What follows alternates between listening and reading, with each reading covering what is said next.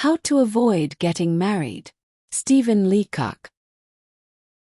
Some years ago, when I was the editor of a correspondence column, I used to receive heartbroken letters from young men asking for advice and sympathy.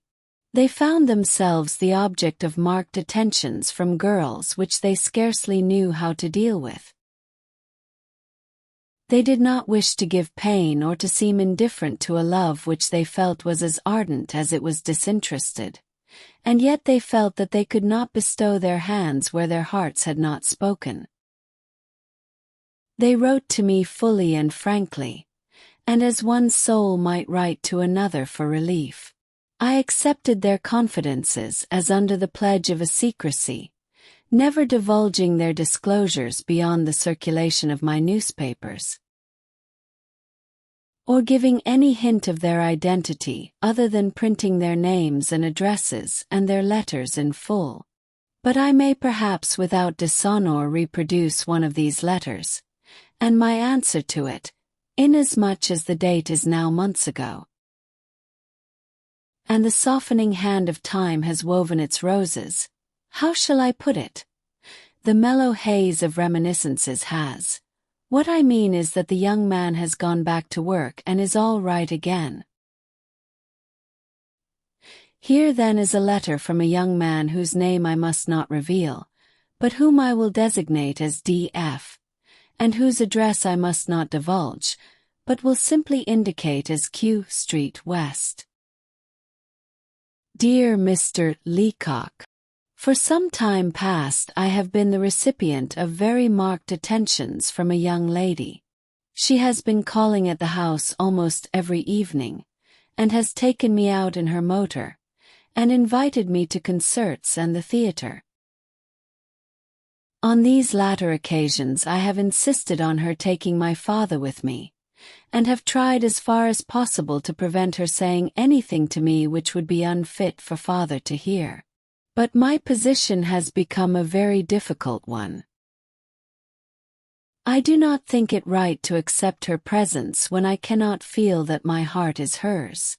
Yesterday she sent to my house a beautiful bouquet of American Beauty roses addressed to me, and a magnificent bunch of Timothy hay for father. I do not know what to say.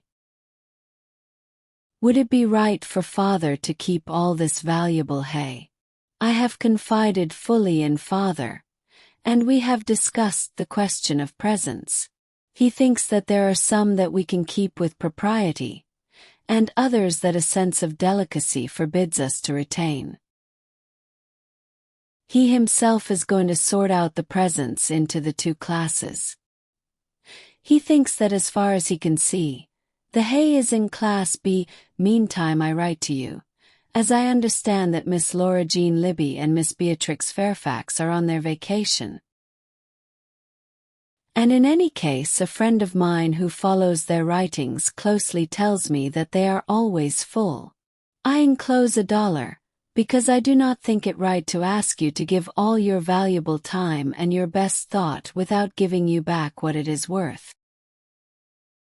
On receipt of this, I wrote back at once a private and confidential letter which I printed in the following edition of the paper. My dear, dear boy, your letter has touched me. As soon as I opened it and saw the green and blue tint of the dollar bill which you had so daintily and prettily folded within the pages of your sweet letter, I knew that the note was from someone that I could learn to love, if our correspondence were to continue as it had begun. I took the $1 from your letter and kissed and fondled it 12 times. Dear unknown boy, I shall always keep that $1. No matter how much I may need it or how many necessaries, yes, absolute necessities of life I may be wanting, I shall always keep that $1. Do you understand, dear? I shall keep it. I shall not spend it. As far as the use of it goes, it will be just as if you had not sent it. Even if you were to send me another $1, I should still keep the first one so that no matter how many you sent, The recollection of one first friendship would not be contaminated with mercenary considerations. When I say dollar, darling, of course an express order or a postal note, or even stamps would be all the same.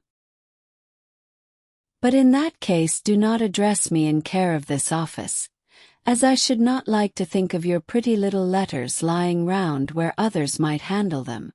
But now I must stop chatting about myself. For I know that you cannot be interested in a simple old fogey such as I am. Let me talk to you about your letter and about the difficult question it raises for all marriageable young men. In the first place, let me tell you how glad I am that you confide in your father. Whatever happens, go at once to your father, put your arms about his neck and have a good cry together. And you are right too about presents. It needs a wiser head than my poor perplexed boy to deal with them. Take them to your father to be sorted, or if you feel that you must not overtax his love, address them to me in your own pretty hand. And now let us talk, dear, as one heart to another. Remember always that if a girl is to have your heart, she must be worthy of you. When you look at your own bright innocent face in the mirror, resolve that you will give your hand to no girl who is not just as innocent as you are and no brighter than yourself. So that you must first find out how innocent she is. Ask her quietly and frankly. Remember, dear, that the days of false modesty are passing away, whether she has ever been in jail. If she has not, and if you have not, then you know that you are dealing with a dear confiding girl who will make you a life mate. Then you must know, too, that her mind is worthy of your own. So many men today are led astray by the merely superficial graces and attractions of girls, who in reality possess no mental equipment at all. Many a man is bitterly disillusioned after marriage when he realizes that his wife cannot solve a quadratic equation, and that he is compelled to spend all his days with a woman who does not know that x squared plus 2xy plus y squared is the same thing, or I think nearly the same thing as x plus y squared. Nor should the simple domestic virtues be neglected. If a girl desires to woo you, before allowing her to press her suit, ask her if she knows how to press yours. If she can, let her woo. If not, tell her to woe. But I see I have written quite as much as I need for this column.